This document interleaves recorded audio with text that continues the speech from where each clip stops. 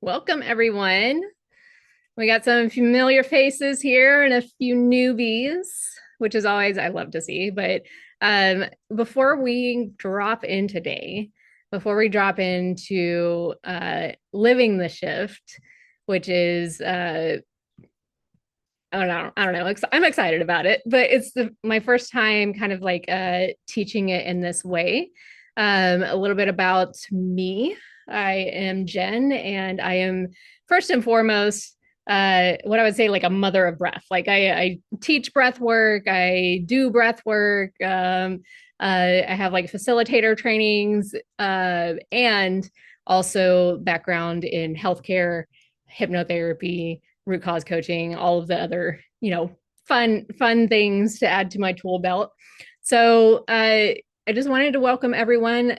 I want to thank everyone, especially to everyone that's here live for spending, like taking that time out of your day, which is actually, we all have really busy lives. And, this is really important to me that I see people that are on live. And, like I just want to give you like a little round of applause for being here and taking that time out for you. So before we do anything, and before I teach you a single thing, I just want you to take a breath.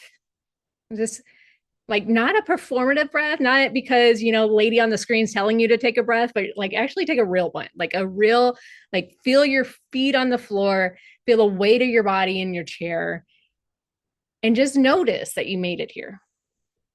Just take a breath all the way deep down into your belly, just feeling that presence inside of your body. That matters more than you know. So I know, again, like it takes a lot to show up today. Maybe, you try to talk yourself out of it. Maybe you signed up like a week ago and you totally forgot until like right now. Or maybe you're sitting in your car, like driving or in a parking lot or, hiding in the bathroom. So, wherever you are, you are in the right place. And so I want to tell you something right now. I am not someone who has it all figured out and then decided to teach from a place of like perfection or anything. I am someone who has been through the thick of it. I had anxiety so bad, like, sometimes couldn't even like drive home, panic attacks that came out of nowhere in the middle of a workday, at that. Uh, in the middle of what looked like, perfectly fine life. And so I had a career that looked successful on the outside, that was slowly suffocating me on the inside. A marriage I loved, but, sometimes felt disconnected from. Kids I adored, but sometimes, didn't always show up in the way that I wanted to. And, I knew things like I understood like the spiritual side, the consciousness side, like even like the brain hacking side, you could say. And I understood healing. I understood energy. I understood, like I read books, I did the courses, right? And parts of me were still stuck. So that gap between what I knew and what I was actually living, that's what these 2 days are about. So it's not more like information and it's not more concepts, but like, and of course it's not more things to add to an already full plate, because we all tend to have a very full plate these days. But this is kind of the bridge, like between what you know and how you're actually living. So before I teach you anything, again, like we already took a breath in, but I want to do something with you first, because here's what I know about the people that are in this room. Like most of you came in carrying something. Maybe it's the stress from earlier today. Maybe it's a conversation that you had this morning that didn't go exactly the way you wanted. Maybe there's like a low hum of like anxiety or, background noise that you've learned to live with. And I don't want to teach over that, right?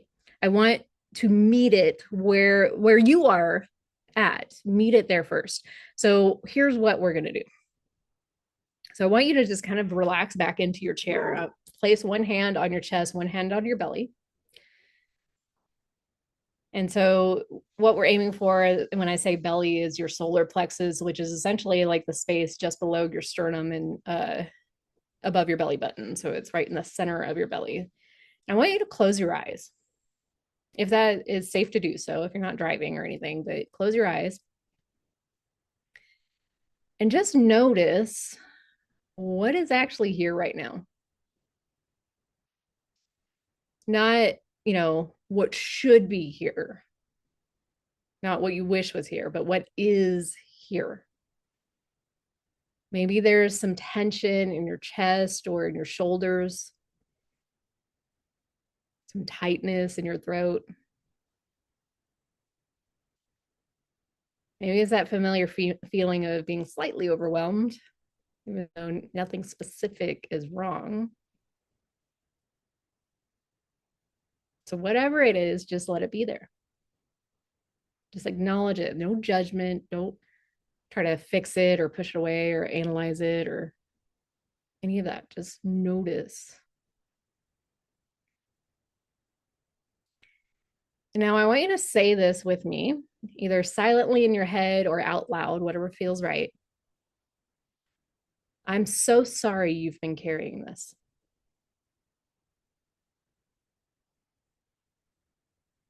I see you. I'm here with you. You don't have to figure this out alone anymore.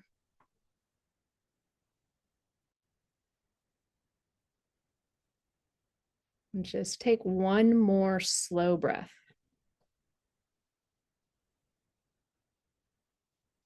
And when you're ready, just open your eyes.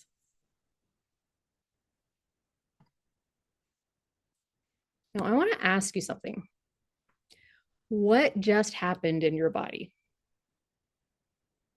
Did something shift or soften even just a little?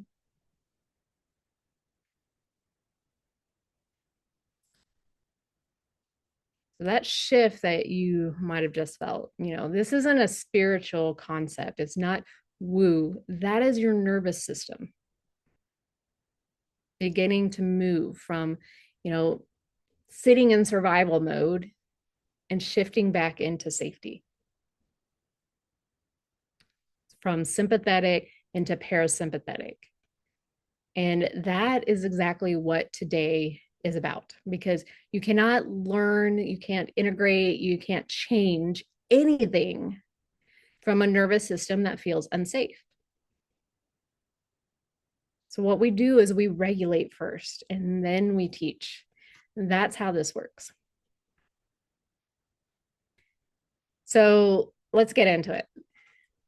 So, I want to ask you something honest, and I want you to really sit with it. How long have you been doing the work? Like the readings, the healing, the breath work, the journaling, the shadow work, the courses, like the inner, excavation. And if you feel comfortable, drop it in the chat. I want to see, how long has this journey been for you?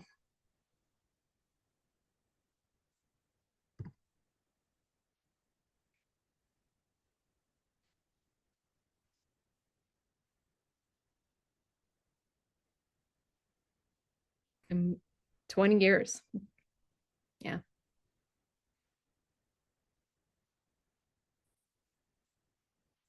I would say for most of us, it's going to be years. Most of the people that I know have been doing some sort of personal development or some sort of, like working on themselves for years. And now, how many times have you thought, why is this so hard? Why, like I know all the things, and why do I still feel like this part is not healed, or I'm still feeling stuck, or I keep reacting the same way?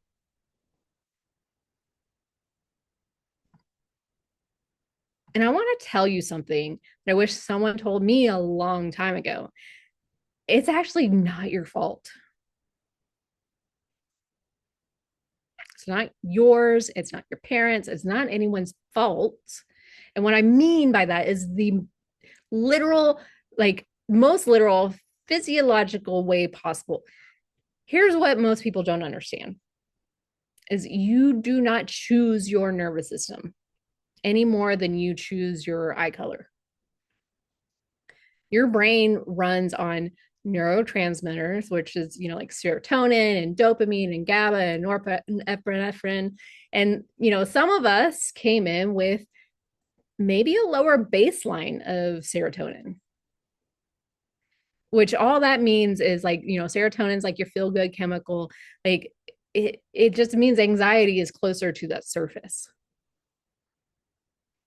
So some of us have dopamine dysregulation, which means, focus and follow through and motivation. Like they feel like it requires twice the effort.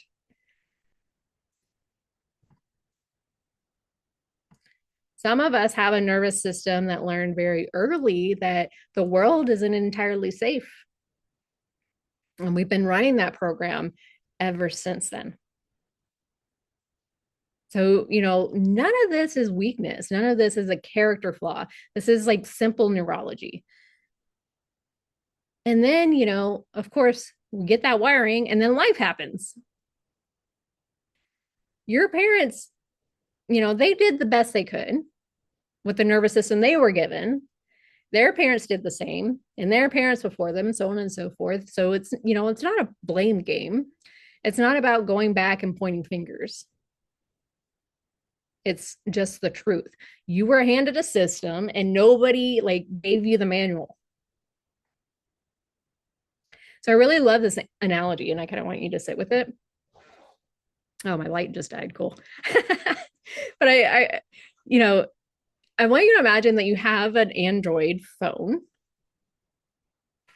and everyone around you, your parents, your teachers, your culture, they keep trying to like run Apple software on it.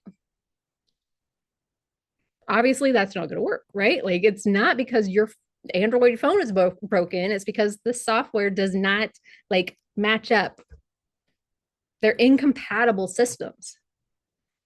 So, and yet, like, we're out here trying to force it, and will keep blaming the phone and keep wondering why it keeps crashing and keep thinking, like, what am I doing wrong? Like, what's wrong with me? And that's nothing. Absolutely nothing. You're not broken. You've just been running the wrong software on your system. And the first step, the very first step to actually changing that is not more information and it's not more healing and it's not more trying. It's compassion. Like real compassion, not, like toxic positivity, like uh not just think positive, pretending everything is fine. The kind of compassion that says, of course I feel this way. This is my system doing exactly what it learned. And I can choose something different now. Because here's what I know to be true. You cannot rewire from a state of fire or flight. You can't rewire from a place of shame because shame is contracting your nervous system. Like it's keeping you small. It keeps you in survival mode. It keeps you stuck. And compassion opens that. And an open nervous system is the only place where real change can actually happen.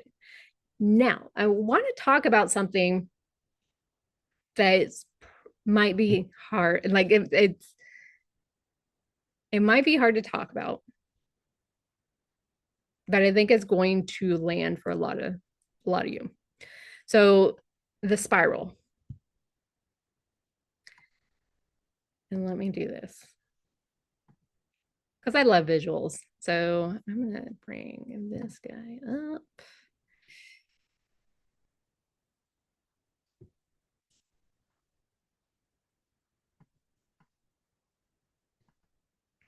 So we got our handy dandy little spiral here, right?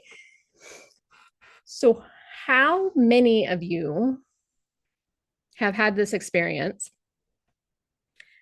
You do the breakthroughs, you feel amazing, like something shifted. And then 3 weeks later, same thing shows up again. You have the same argument, same anxiety, same pattern, just different face, same feeling. And again, like you think to yourself, I thought I healed this thing. Like, why am I back here again? Why am I like, am I even making progress at this point? And so I want to reframe that for you completely because awakening is not a straight line, it's not linear. You don't go just from like broken to healed, it's a spiral. So you don't heal something once and move on forever. You will return to same themes over and over and over at deeper and deeper levels with, you're a different person every single time you come across that thing with a little bit more knowledge, a little bit more awareness. So obviously, like first time you hit that pattern, you're like in it, right? You can't even see it. You're just like reacting to whatever it is. Second time, you might catch it a little faster. Third time, you catch it in the middle. Fourth time, you catch it before it fully takes over. So none of that is failure, right? It's just a spiral working exactly the way it was supposed to. So again, you're not going backwards, you're actually just going deeper. And deeper is where the real change lives. So let's talk about the gap because this is a thing that nobody really talks about in the spiritual space. And let me go ahead and stop that. But people don't really talk about this in the spiritual space. It's the thing that like that's keeping most of you stuck. And that's the gap between what you know and what your body actually does. So you can understand vibration and still spiral out on a Tuesday. What is today? Thursday? On a Thursday, right? Like you can still spiral. You can believe in timelines and that there are abundant timelines that are, out there for you better than what you're on right now and still feel trapped in the one you're in. You can know your thoughts create your reality and still not be able to stop the ones that don't serve you. And that gap, like, it's not a knowledge problem. It's actually an embodiment problem. Consciousness without embodiment is just information. And information alone does not change your life, Otherwise, like, we wouldn't have all this shit going on in politics. But, your body has to come with you. Which brings me to something really important. And this is where I want you to kind of like actually really pay attention. When it comes to vibration and when it comes to awakening, you can't skip levels. And I know that's not what you want to hear, but just stay with me for a second because most people on this spiritual path, like they're trying to access higher states of consciousness from a nervous system that's down here and does not feel safe. They're trying to be high vibe and their body is still running on constant cortisol. And we're trying to manifest from a place of fear. They're trying to ascend while their root is completely ungrounded. And it doesn't work. Not because they're doing it wrong, but because you cannot access higher awareness from a body that's running on survival chemistry.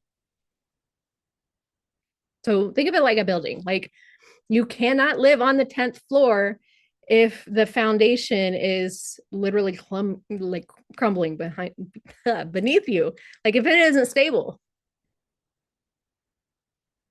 you have to build from the ground up.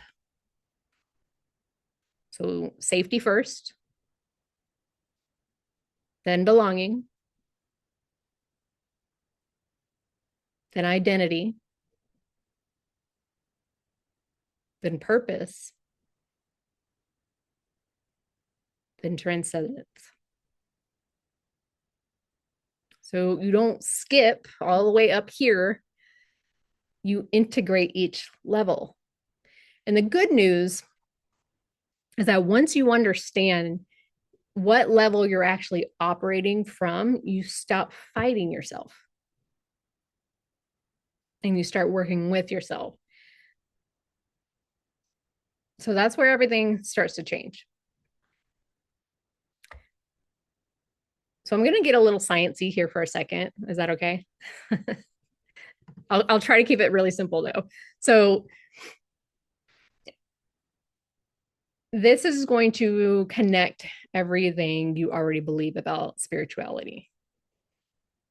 So most of us at least know, and let me go ahead and pull this up just in case if you wanted a visual. I like visuals.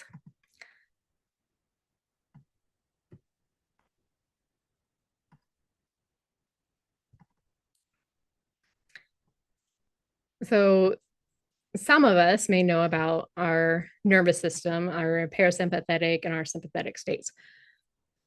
So when you are in sympathetic mode, this is, fight or flight. This is your nervous system perceiving a threat. And this could be real or imagined, right? It floods your body with cortisol and adrenaline. So what happens like in your body, your heart rate's going to go up. Your digestion essentially shuts down. Your prefrontal cortex, the part of your brain responsible for clear thinking and emotional regulation and good decision making, goes offline. Because in that moment, your body does not need you to think clearly. It just needs you to get the F out of there, right? Like, I want you to survive. So, in sympathetic state, muscle building's off, fat burning's off, healing is off, emotional regulation is off, clear thinking is off.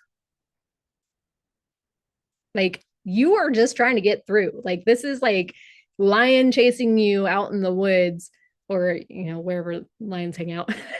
you know, you're just trying to get the F out of there. It's going to bring all the blood flow to your limbs so that you can run. And this is primarily the reason why people have panic attacks. There's no blood flow coming up here. You get that tunnel vision, then you got to sit down and you're like, oh, I can't breathe, right? All too familiar feeling for me. Now, on the other side is your parasympathetic. So this is your rest and digest mode. This is when your nervous system feels safe. Growth hormone activates, digestion works, your prefrontal cortex, get some blood flow again. We can start thinking clearly. You can start feeling deeply. You can connect genuinely. And you can see from this slide, like there's a whole bunch of other things that happen too. In the or a parasympathetic state, healing happens. Clarity happens. Real connection happens. Actual change happens. But here's the problem. Most of us, especially those with anxiety and ADD and a history of stress and trauma, and like we're constantly living in a sympathetic state, like pretty much all of the time. And we don't even know it because that's our baseline. Like the anxiety that won't go away, sympathetic. The weight that won't shift no matter what you do, sympathetic. Cortisol tells your body to literally hold fat. Constipation, right? Like it's literally holding on.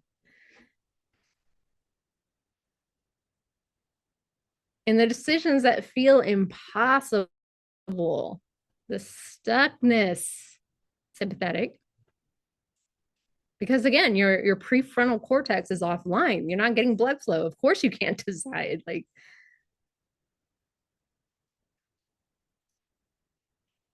sympathy or the relationships that might feel slightly out of reach, sympathetic.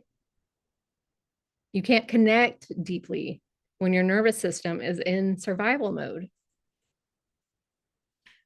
So all of these, like it's not a willpower problem, it's not a discipline or a spiritual problem, it's a nervous system problem.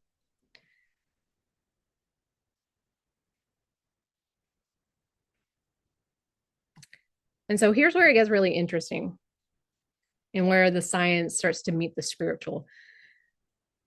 Your nervous system is setting your frequency, because frequency isn't just a spiritual concept. It's not something you talk about in meditation circles.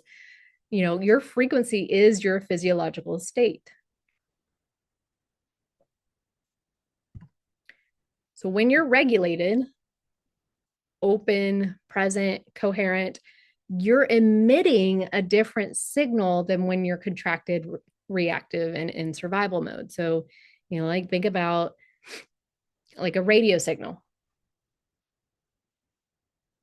When you're at a certain frequency where you're tuned to that specific radio station, all the things around you that are also tuned to that radio station come towards you. So you're at a high frequency, high vibe, you know, like whatever you want to say. All the things that are high vibe like start to come into your awareness. They're tuned to the same radio station. Conversely, you're sitting in a fear frequency. Your radio station is tuned to fear, and more things to fear will come into your awareness because it's also tuned to that frequency, that station. So that signal, that state determines exactly what you attract, what you create, and what experiences will keep showing up in your life. So your vibration is essentially like your timeline.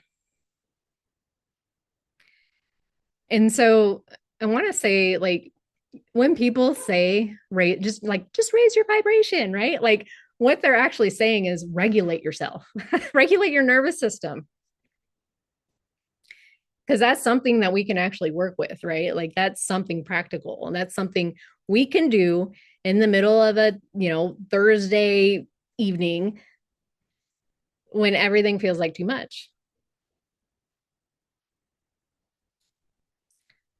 And I want to talk about something that I think is really important and does not get said enough, but most people, and this like goes back on the, holding weight and stuff. Most people are trying to exercise their way out of a stressed nervous system. So they wake up anxious. Maybe they put themselves down on the way to the gym. They push through the exhaustion. They train hard. And their body's like literally hearing, we're in danger. So it holds fat. And instead, and this is what happened to me, it breaks down muscle instead because it wants the quick energy, right? Like if you're flooding your system with cortisol and it's increasing inflammation. And this is all, by the way, opposite of what we want, right?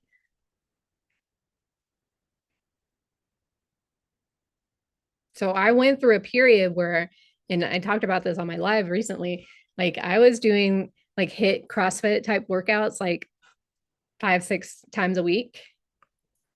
And then I popped positive for autoimmune. Guess what? I was stressing out my body too much. I was overworking out, not eating enough, over supplementing. So I was like clogging up my liver, you know, and all that. So the funny thing is, like, it is actually more important to train your brain than it is to exercise.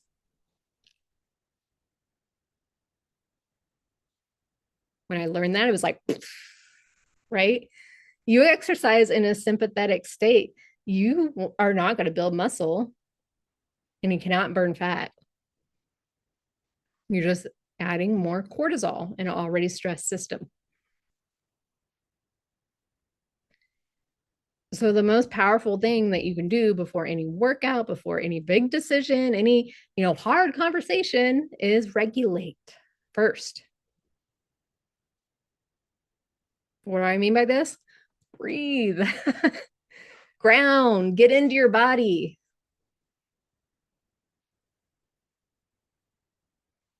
then move, then decide, then speak. Because the regulated nervous system changes everything about what's possible.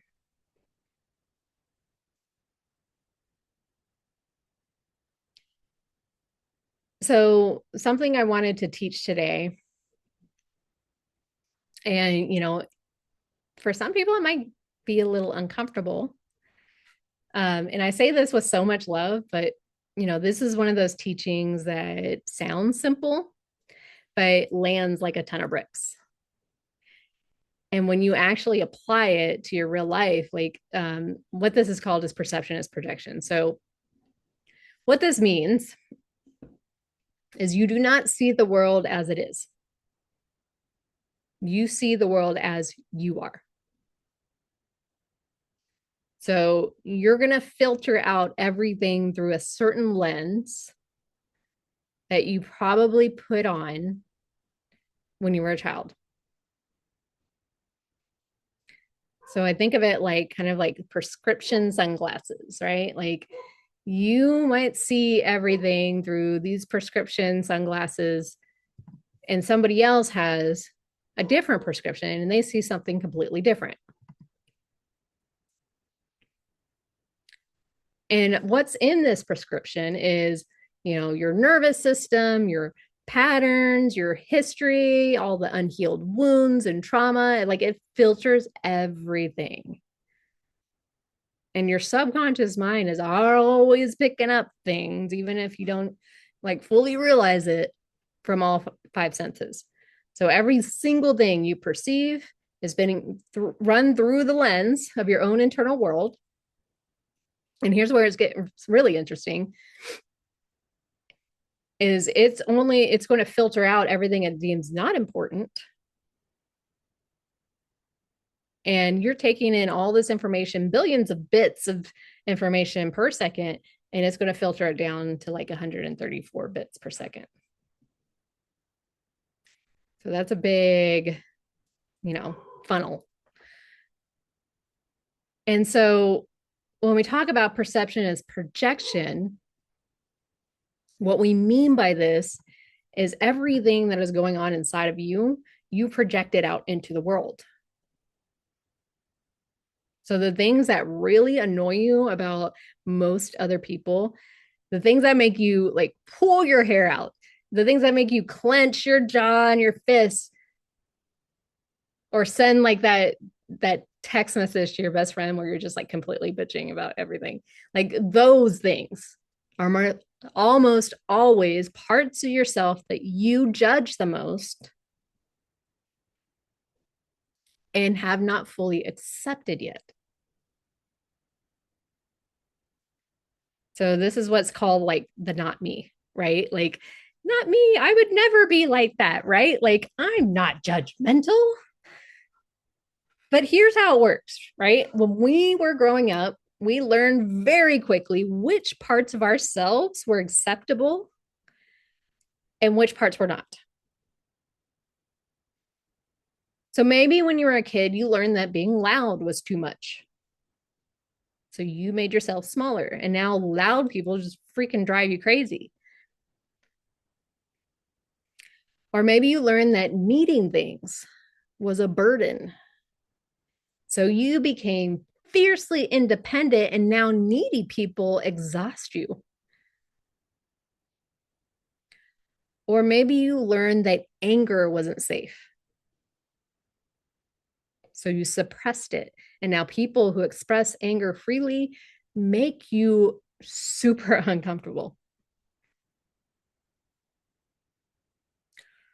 Or maybe you learned that selfish was wrong. So you became this chronic, like people pleasing, over giving, and people that are selfish actually infuriate you. So every single person, this is part of being human, you have both sides to the coin.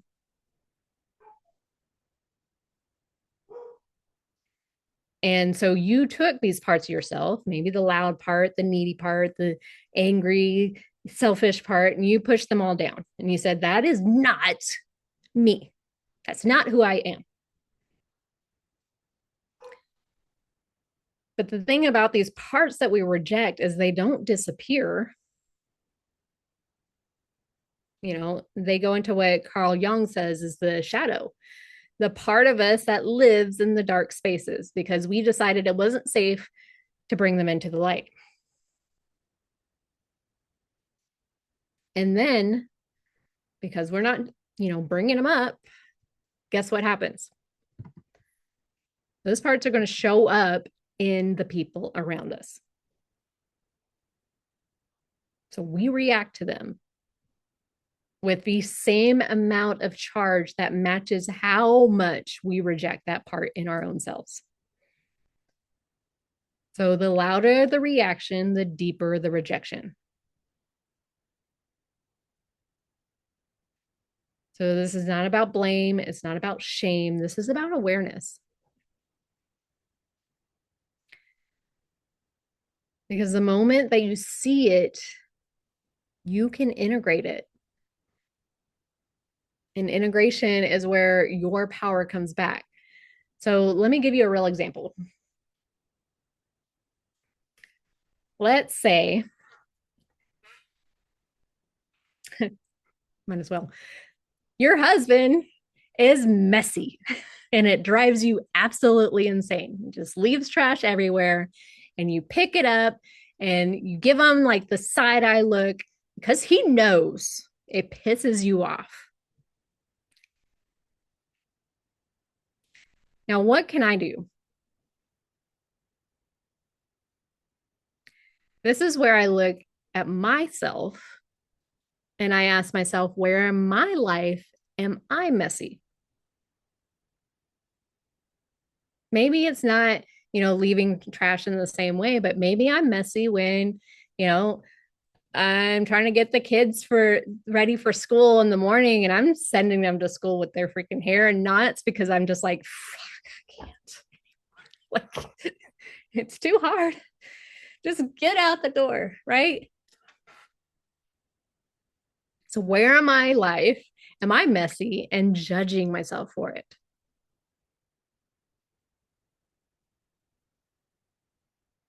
Or if someone's neediness is exhausting you, ask yourself, where am I needy and refusing to admit it?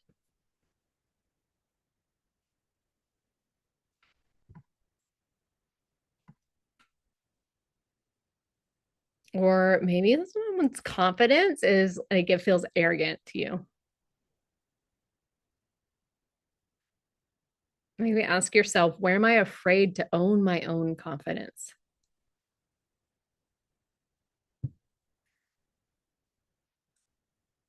So, this is where we talk about the mirror.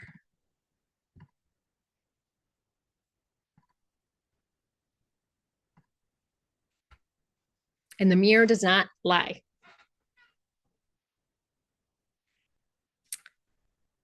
The people closest to us, our partners, our kids, our parents, our coworkers, they're our greatest mirrors.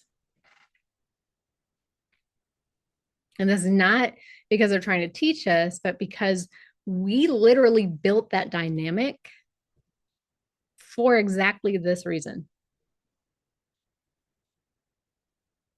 We created our reality to show us, because the people that trigger us the most, you know, they're the people that we chose to be around, either consciously or subconsciously, because they carry the parts of us we haven't met yet.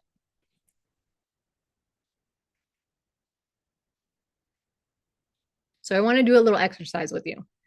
So if you have a pen and a piece of paper, something to write on,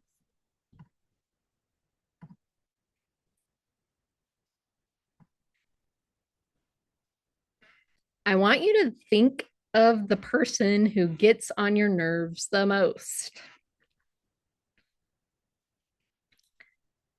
And I want you to be honest. Don't pick the easy one, pick the real one.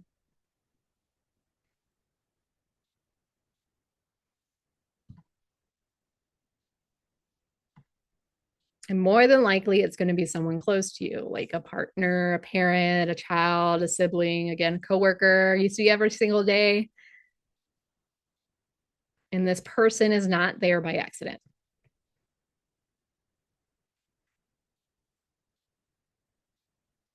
So think of that person. You got them? All right. Now, I want you to think, and they could do a million things, but I want you to think of one, just one thing that they do that absolutely drives you nuts. The thing that makes you feel that specific kind of irritated or particular flavor of annoyed, and just write it down at the top of your paper. Be specific. Like maybe they're judgmental or negative or critical, or, you know, like my trash example, messy.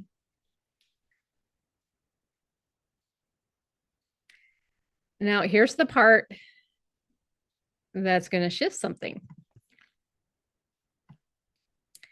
I want you to think of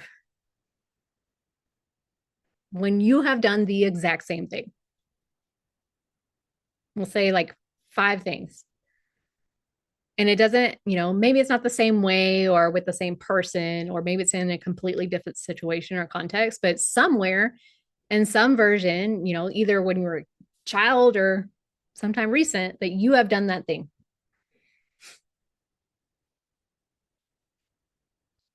So maybe you get irritated because some, like your friend's always judging everybody, and then you find yourself, judging what she's wearing, or I'm judging where I'm spending how much, my time, or my husband's spending his time, or, you know, I'm judging what he's spending money on. So just take some time. Don't rush it.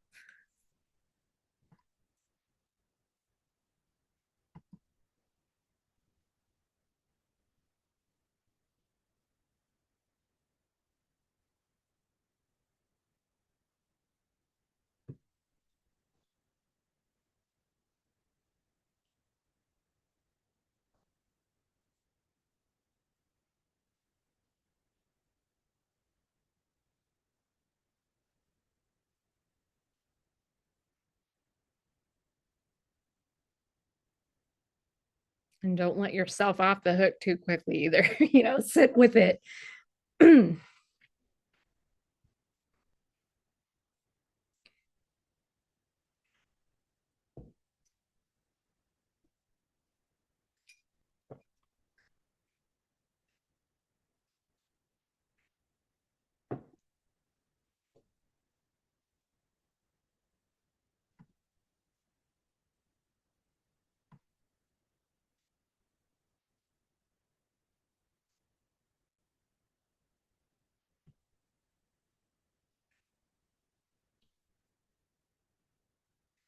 So, what you start to feel as you write is your nervous system shifting.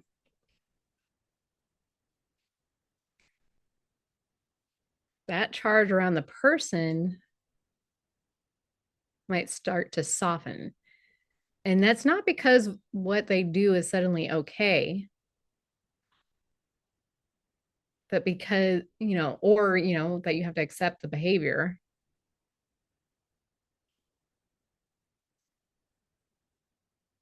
but because you're no longer seeing them as someone completely separate from you. You're seeing them as a mirror.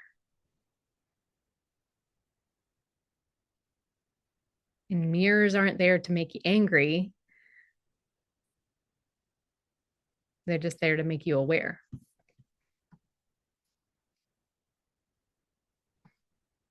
And that's the shift.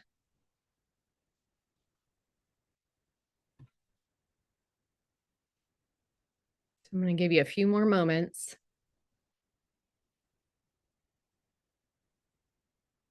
And maybe you have more than 5. Keep going.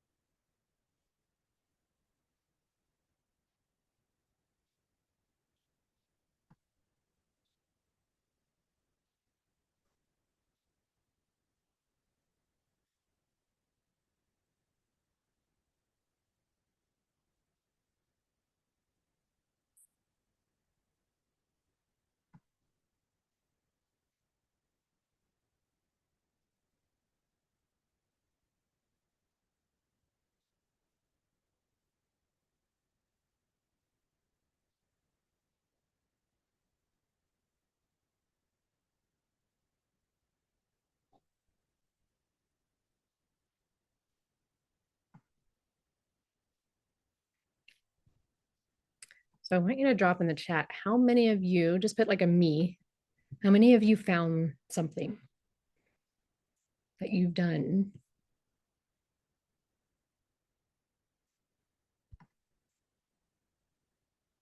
Yeah. Kara says me.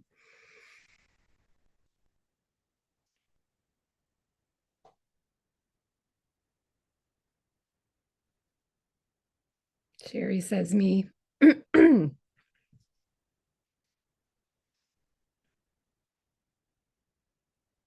Jenny says me.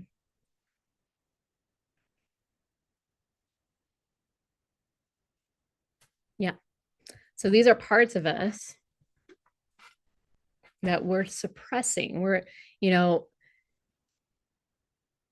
and how many of you felt like something shift, even just a little? Maybe a little humility, maybe a little softening, maybe like oh, I do that too. Sure do.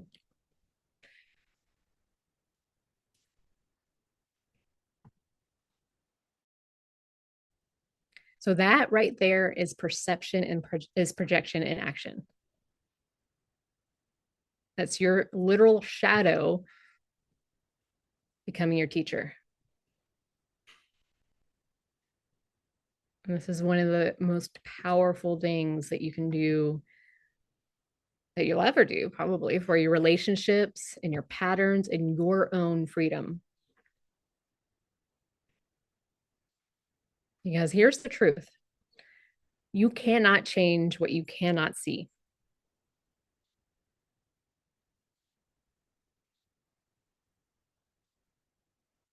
If we are just allowing the responses to happen without bringing awareness to them, we're just going to think and, you know, hate, like have the feeling, then we're going to do the thing, like have the reaction, the behavior.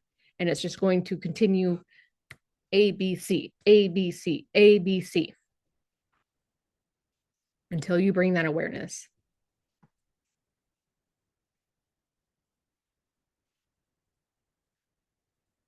And until you bring that awareness, you cannot see clearly what you're projecting out on the world.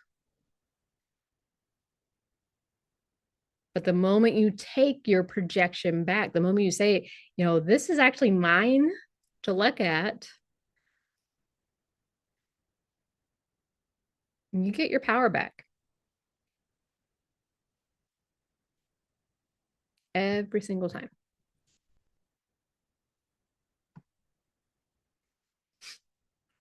So I'm going to leave you with one more thing before we close today, because I think it's probably the most important thing I'll ever say to you, is that nobody's coming to save you. Not in the way that you were taught. Jesus is not returning to fix everything. The angels aren't stepping in to take over. The universe isn't just going to magically shift your life while you wait. And that doesn't mean there's no support. And definitely doesn't mean that you're alone. And it doesn't mean that your guides and, wisdom and grace aren't real. It just means that no one's coming to do it for you.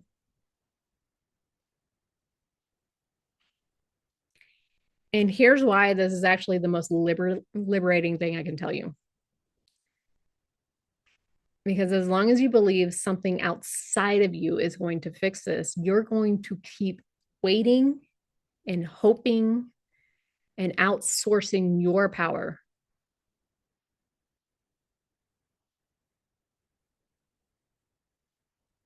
So the moment you realize it's me, I'm the one who chooses, I'm the one who moves, I'm the one who changes my life.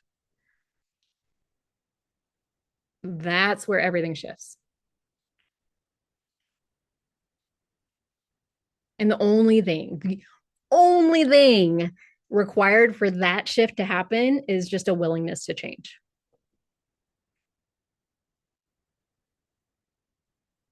It's not perfection. It's not having it all figured out. It's not living every day high vibe, not waiting until you feel ready. It's just a willingness.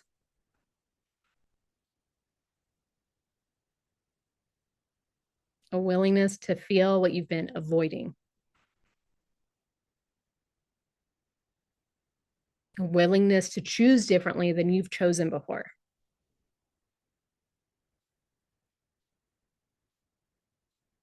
A willingness to bring your awareness into the places you've been ignoring or stuffing down or, rushing past.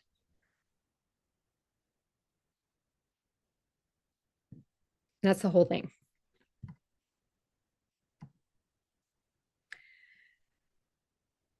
So, a little recap what we touched today. We looked at the nervous system, sympathetic, parasympathetic, we looked at the patterns. We talked about the spiral of awakening. We talked about perception as projection. And so these are all like foundational concepts. This is just the beginning. And so what I'm doing with this class is to give you kind of like a sneak peek into what I'm teaching coming up on June 1st. So I'm creating a class called Everyday Quantum. So in the full course, it's 12 weeks, and we're going to talk about how your reality is actually being created at the quantum level, and who you are underneath all the conditioning, all the multidimensional being with, a soul contract, a purpose, gifts that are waiting to be activated, and how to embody all of this in your nervous system, in your relationships, and in your everyday life. So essentially, it's like bringing that 5D consciousness into, attainable things we can do every day in the 3D world. So I'll share a little bit more about that by the end of tomorrow. And tomorrow, we're going to talk a little bit more practical, like how do we actually live this? How do you stay regulated when life gets crazy? How do you make decisions from an aligned place? How do you show up for your kids and your partner and yourself from awareness instead of reaction? So again, I'll share everything about everyday quantum at the end of tomorrow, but for now, I just want to leave you with one thing. We're going to do a little homework. So just once from today until tomorrow, when you feel a reaction coming, I just want to have you take one breath. Put your hand on your heart, just pause, take a breath.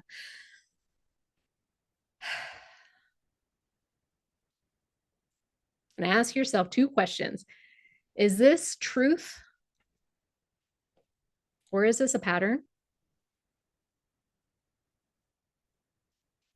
And is this about them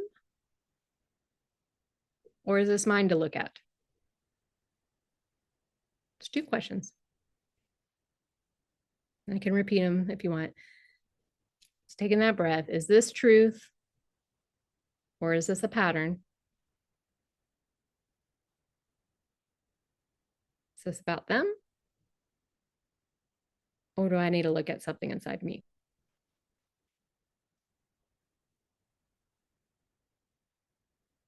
That's it. That's your homework. So you don't have to fix anything tonight. You don't have to figure everything out. Just notice. Like we're not judging ourselves here. We're just noticing. We're bringing awareness because awareness is always, always, always the first step. And you already took it today.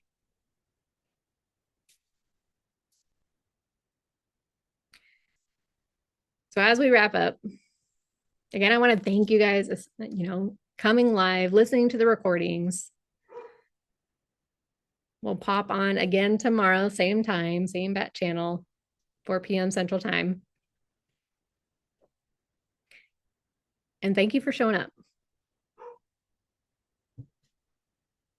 You're not broken. You're not behind. You're not doing this wrong.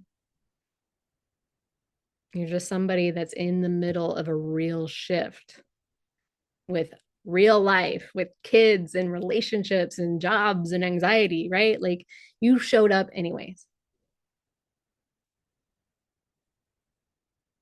And that willingness is everything. All right, guys. So I'll see you tomorrow. Recordings will go out by tonight sometime. I'm not sure when, but as soon as it is done uploading to the cloud, we will get those out by email. And I will see you then. Have an amazing night. Bye.